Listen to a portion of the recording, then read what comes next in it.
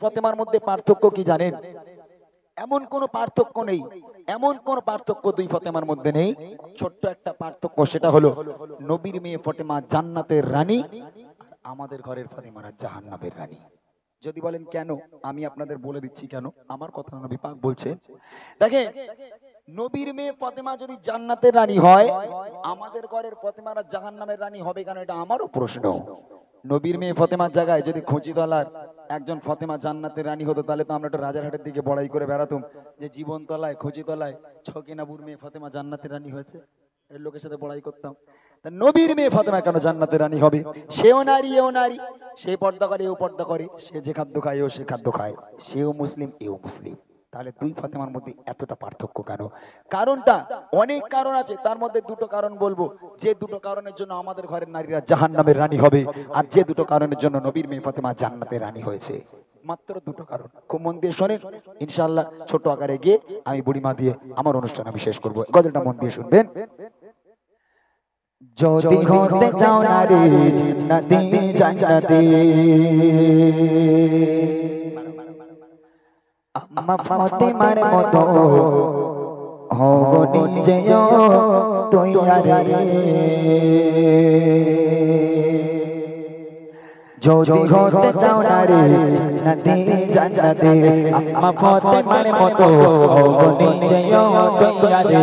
যদি হতে চাও নারী জান্নাতি জান্নাতি, আম্মা ফাতেমার মতো হও নিজে তৈয়ারে। কেমন নারী তিনি, কেমন নারী তিনি, ছিলেন কেমন সংসারে।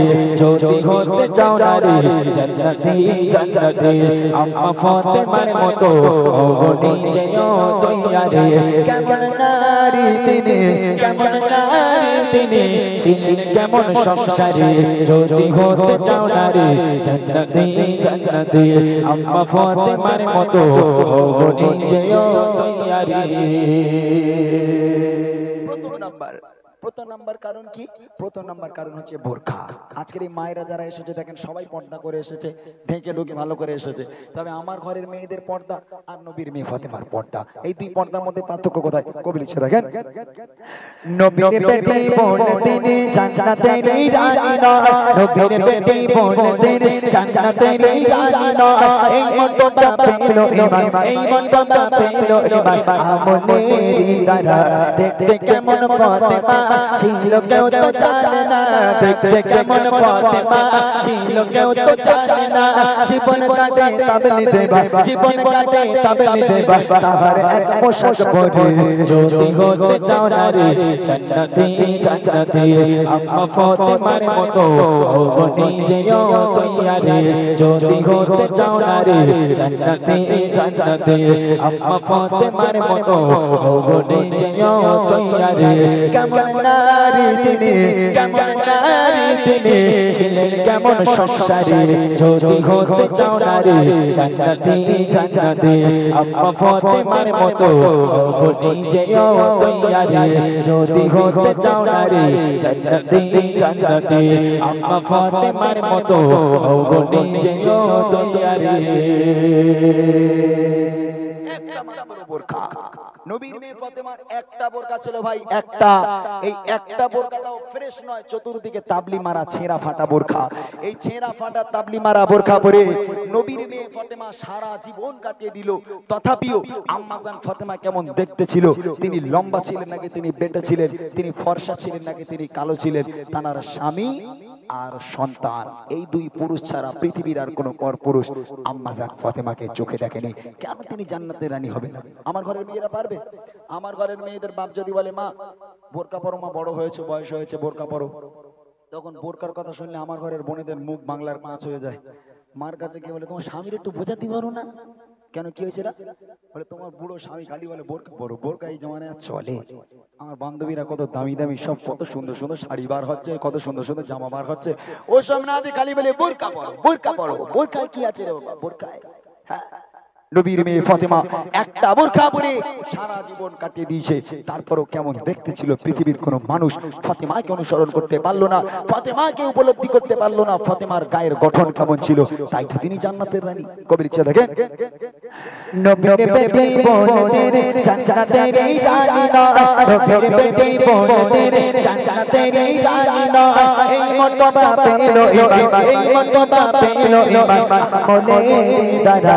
দেখতে কেমন ফাতেমা ছিল কেউ তো জানে না, দেখতে কেমন ফাতেমা ছিল কেউ তো জানে না।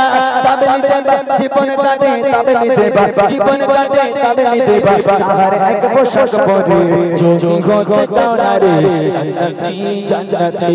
আম্মা ফাতেমার মতো ওগো নিজেও তৈয়ারি, যদি হতে চাও না রে জান্নাতি জান্নাতি। আম্মা ফাতেমার মতো ওগো নিজেও তৈয়ারি। কেমন নারী তিনি, কেমন নারী তিনি, ছিলেন কেমন সংসারী, যদি হতে চাও না রে জান্নাতি জান্নাতি। আম্মা ফাতেমার মতো ওগো নিজেও তৈয়ারি। প্রথম নাম্বার বোরকা গেল। এইবার দ্বিতীয় নম্বরটা কি সেটা শোনেন। দ্বিতীয় নম্বর হচ্ছে স্বামীর খিদমাত। যে কারণে আমার ঘরের মেয়েরা জাহান্নামের রানী হয়, অধিকাংশ স্বামীকে অবহেলা করার জন্য।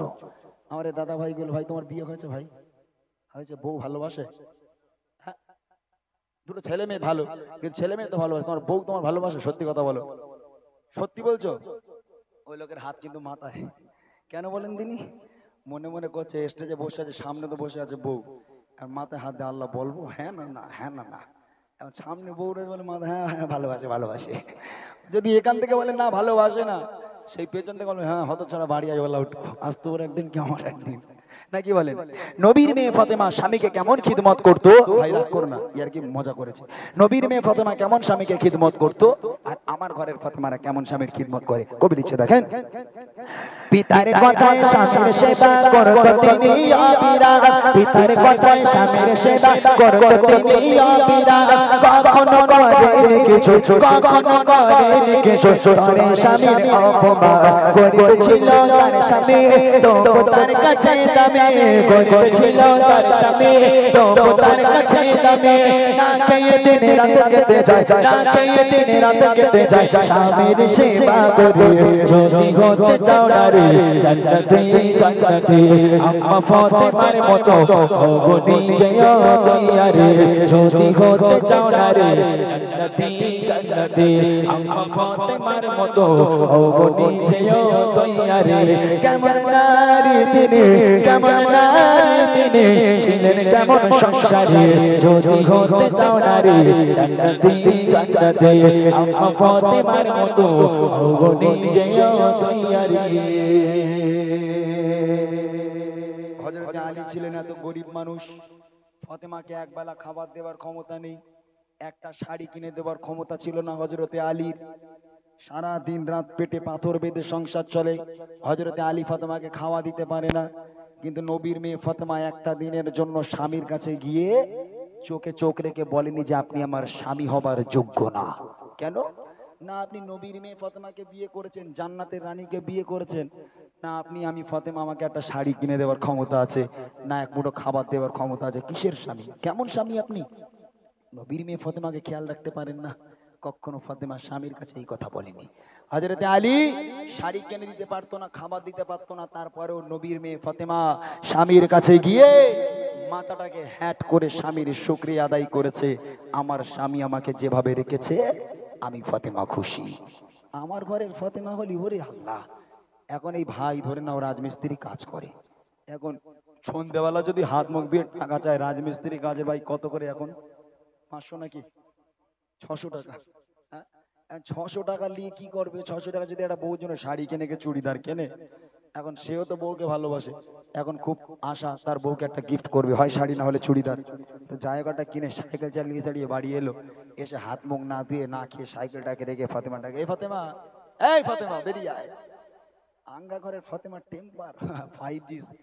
বলে আজকে তোমার ভূতি ধরেছে, ওই নম্বর দেখতেছো কেন গো? হ্যাঁ, রাস্তা কোন মেয়ে দেখেছো, ওই নম্বর দেখতেছো? বলে এই দেখ, রাগ করিস না, আজকে না তোর জন্য একটা শাড়ি এনেছি, কি একটা চুড়িদার এনেছি। তখন একটু বউ খুশি হয়, যেহেতু স্বামীরা যখন বউকে গিফট করে তখন বউর একটু খুশি হয়। তো বলে দাও দেখি কেমন শাড়ি এনেছো, কেমন চুড়িদার দেখি। তা বউটা শাড়ি নিয়ে চুড়িদার নিয়ে ভালো করে ওলট পালট করে দেখে চোখগুলো বড় বড় রসগোল্লার মতন করে স্বামী তাকিয়ে রয়েছে আরাম করে। বলে এই না ওরকম করে তাকাচ্ছি কেন, খাবি নাকি? বলে তুমি মানুষের বাচ্চা। বলে কেন কি হয়েছে? বলে তোর মরা বাপের দিব্যি চুড়িদার কত লেছে বল? বলে 600 টাকার কাজ করেছে, আল্লাহর কসম বিড়ি খাওয়ার টাকা উপকরে নেই, সব ধৈর্য নিয়ে নিজে শাড়ি কি চুড়িদার। তখন বলছে বলে আমার মা বাপ যে তোর কি দেখে বেঁধেলো আমি জানি, তোর মতন ওলাম তোরে কেউ বে করে কেন? বলে অমুকের বাড়ি অমুকের বউ কত দামি দামি চুড়িদার পরে, শাড়ি পরে, সগি নেওয়া হয়েছে টের পাও না? হ্যাঁ, তোমার ছোট ভাই বউরে কত দামি দামি ছোট ভাই জামা কাপড় দেয়, একটু ওই নাম স্বামী হতে পারো না? 600 টাকার জিনিস এনে তুমি দর দেখা দিয়েছো। হ্যাঁ, দূর হয়ে যাও, আজ থেকে তোমার খাওয়া বন্ধ, করে ওটাও বন্ধ। আহা, বউ এত রাগা রেগে যায়, শেষ পর্যন্ত বলতে বলতে আর না সহ্য করতে বলে হ্যাঁ বলছে, বলে তোরও তালাক, তোর জামা কাপড়ের তালাক, তুই দূর হয়ে যা, তোর মতন স্বামীর সঙ্গে সংসার করা যাবে না। আমার নবী বলতো ফাতেমা স্বামীকে ব্যথা দিও না, আমি তোমার আব্বা বলি। আল্লাহর পর যদি কাউকে সিজদা করার হুকুম দিতাম, আমি প্রত্যেক নারীকে বলতাম হে নারী তোমরা তোমার স্বামীর পায়ে সিজদা করো, স্বামীর পায়ে লুটিয়ে পড়ো, খবরদার যেন স্বামীকে কষ্ট দিও না, তাহলে এহকাল পরকাল দুটোই তোমার হারিয়ে যাবে। শেষ কথা কবি লিখছে পিতার কথায় স্বামীর সেবা করতো তিনি অবিরাম, পিতার কথায় স্বামীর সেবা করতো তিনি অবিরাম, কখনো করেন কিছু, কখনো করেন কিছু, তবে স্বামীর অপমান গরিব ছিল তার স্বামী, তবু তার কাছে দামি, গরিব ছিল তার স্বামী, তবু তার কাছে দামি, না খেয়ে দিন রাত কেটে যায়, না খেয়ে দিন রাত কেটে যায়, স্বামীর সেবা করে যদি হতে চাও নারী জান্নাতে জান্নাতে, আম্মা ফাতেমার মতো অগনি জয় তৈয়ারে, যদি হতে চাও নারী জান্নাতে জান্নাতে, আম্মা ফাতেমার মতো অগনি জয় তৈয়ারে,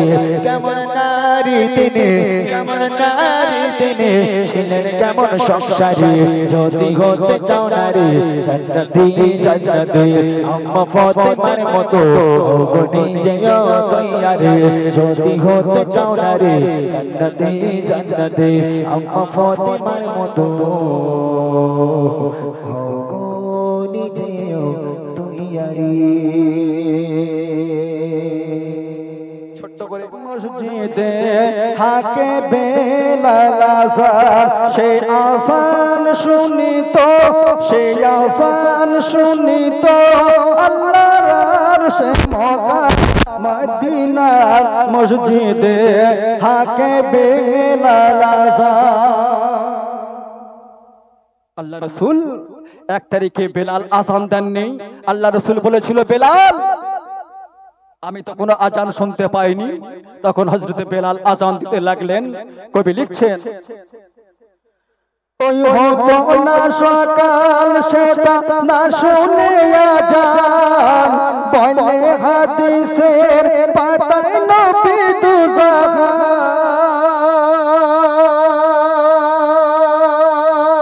দুজাহান, ওই হতো না সকাল সেটা না শুনে আজান, বলে হাদিসের পাতায় নবী দুজাহান, ওই দয়ার নবীর ঘুম ভাঙিত শুনিয়া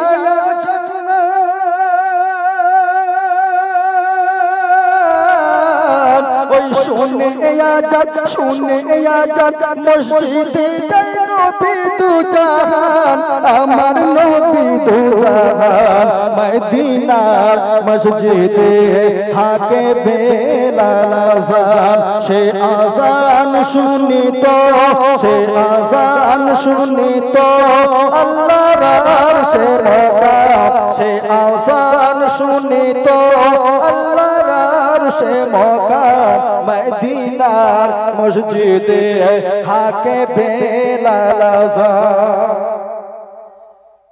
ওই নামাজ শেষে সবাই এসে মুসাফা করে, বেলাল এসে মোর নবীজির জড়িয়ে ধরে,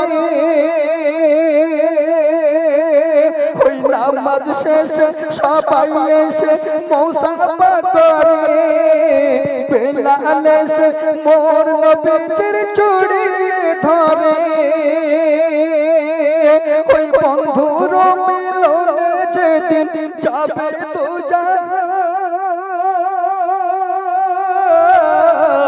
ওই আবু বকর ওমর আলী কাদের উসমান ওই কাদের উসমান মদিনার মসজিদে হাকি বেলাল আযান সে আযান শুনিত সে আযান শুনিত আল্লাহর সে মকাম মদিনার মসজিদে হাকি বেলাল আযান ওই স্বপ্নেতে বলে নবী বেলাল শোনো না কোন অপরাধে তুমি ছাড়ো মদিনা আল্লাহ রাসূল হযরত বেলালকে স্বপ্ন দেখাচ্ছেন বেলাল তুমি কোন অপরাধে চলে গেলে তুমি আজকের মদিনা ছেড়ে তাই কবি লিখছেন ওই স্বপ্নেতে বলে নবী বেলাল শোনো না কোন অপরাধে তুমি ছাড়ো মদিনা ওই মদিনাতে যাও চলে করিও না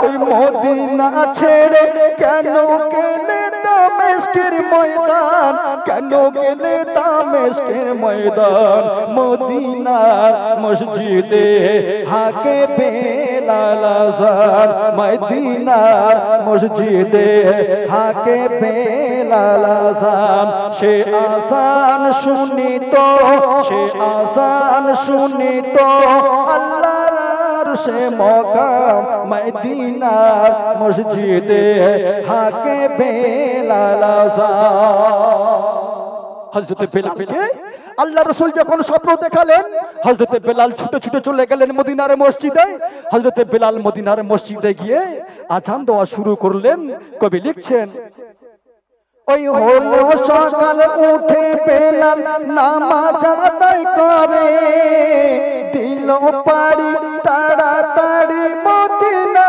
শহরে ওই হলো সকাল উঠে বেলাল নামাজ আদায় করে দিল পাড়ি তাড়াতাড়ি মদিনা শহরে ওই মদিনা পাশে হাসি খুশি মদিনা পাশে হাসি খুশি দেখিয়া বেলাল ওই আবার তারা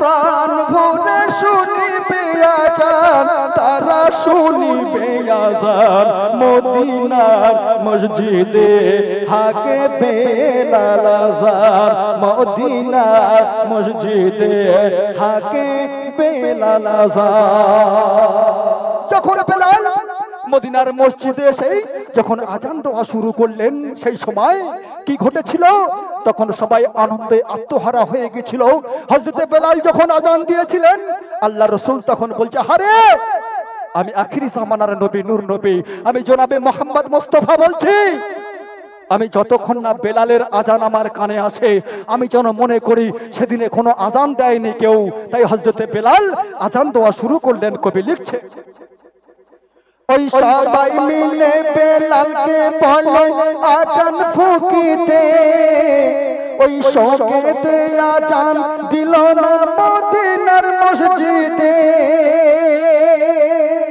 হযরত বেলাল বলছে না ইয়া রাসূলুল্লাহ ইয়া হাবিবাল্লাহ আমি আযান দেব না এই কারণে দেব না আপনি যখন আযান দিতে বলেন যেখানে আপনার নামটা আছে আমি যখন আযানের মাধ্যমে আপনার ওই নামটা বলি তখন আমার কলিজাখানা ফেটে যায় ইয়া রাসূলুল্লাহ ইয়া হাবিবাল্লাহ আমাকে আযান দিতে বলবেন না তবুও আল্লাহ রাসূল বলেছিল বেলাল আমি রাসূল বলছি তুমি আযান দাও কবি লিখছেন ওই সবাই মিলে বেলালকে বলে আযান ফুকিতে শোকেতে আযান দিল না মদিনার মসজিদে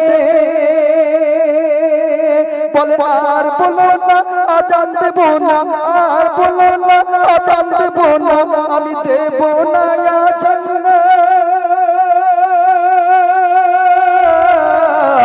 ওই মোহাম্মদ নাম নিলে রে খানখান মদিনার মসজিদে হাকে বেলাল আযান মদিনার মসজিদে হাকে বেলাল আযান সে আযান শুনিত সে আযান শুনিত আল্লাহর আরশে মকাম মদিনার মসজিদে হাকে বেলাল আযান মদিনার মসজিদে হাকে বেলাল আযান।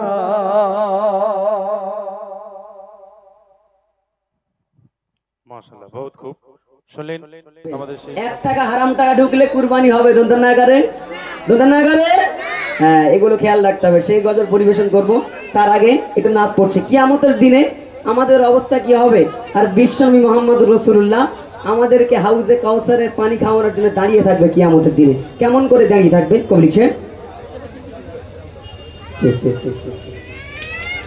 ও নবী দিগো টাকা, ও নবী দিগো টাকা, কোটিতে গাসর ময়দানে যেতে উম্মতে কাঁদবে শুধু নাগসিগা নাগসি বলে, যেতে উম্মতে কাঁদবে শুধু নাগসিগা নাগসি বলে।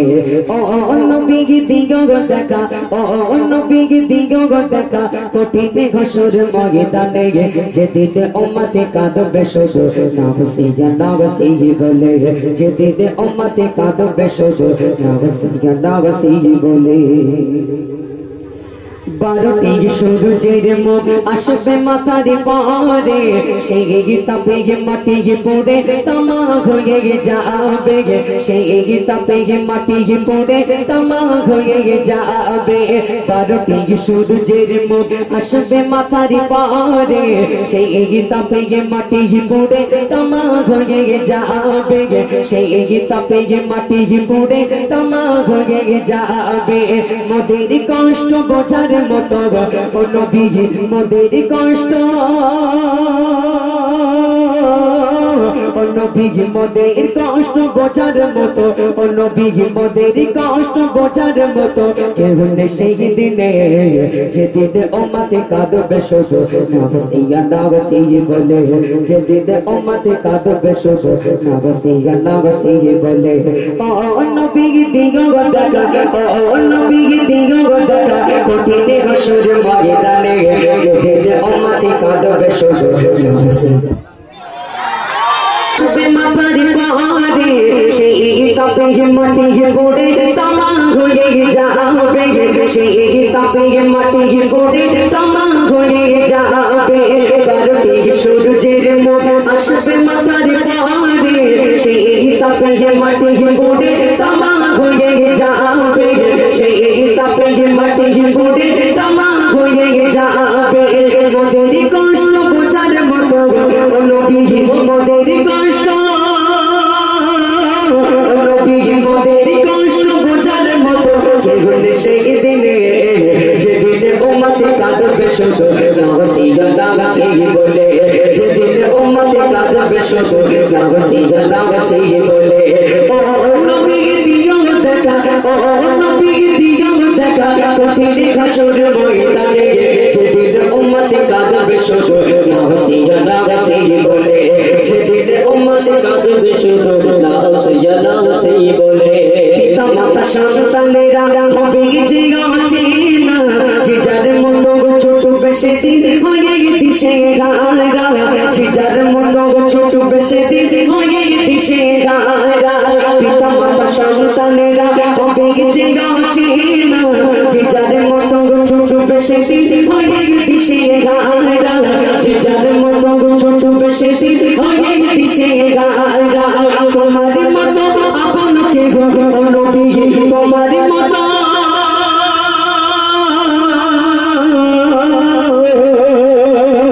নবী, তোমার মতো আপন কে গো নবী, তোমার মতো আপন কে গো কেউ নেই সেই দিনে, যেদিনে উম্মতে কাঁদবে শুধু নাগসিগা নাগসি বলে, যেদিনে উম্মতে কাঁদবে শুধু নাগসিগা নাগসি বলে। ও নবী দিগো টাকা, ও নবী দিগো টাকা, কোটিতে গাসর ময়দানে যেদিনে উম্মতে কাঁদবে শুধু নাগসিগা নাগসি বলে, যেদিনে উম্মতে কাঁদবে শুধু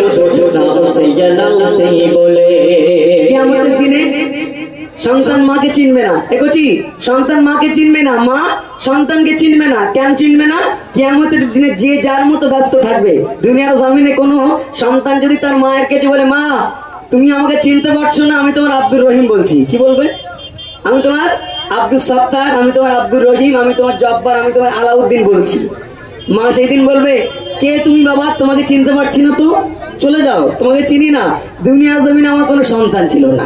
মা অস্বীকার করবে তার সন্তানকে। কিয়ামতের দিনে কেউ কেউ কাউকে চিনবে না, সব দৌড়াতে থাকবে, ইয়ানফসি করবে। তারপর একটা জিনিস আছে, কি?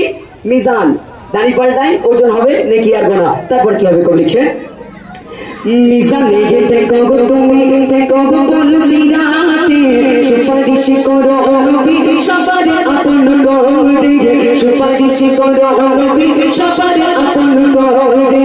মিজানে থেকো গো তুমি, থেকো গো বলসিরাতে, সুপারিশ করো নবী সবার আপন করে, সুপারিশ করো নবী সবার আপন করে। সাইফুদ্দিনের দিল গোটায় নবী এমদা দোলে,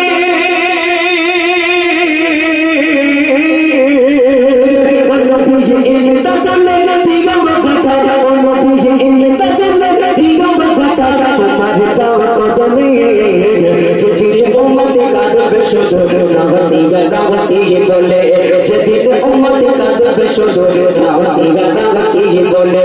ও নবী দিল গোটায়, ও নবী দিল গোটায়, কঠিন ঘোষণা ময়দানে যেদিন উম্মত কাঁদবে শুধু নাওসিয়া নাওসিয়া বলে, যেদিন উম্মত কাঁদবে শুধু নাওসিয়া নাওসিয়া বলে, যেদিন উম্মত কাঁদবে শুধু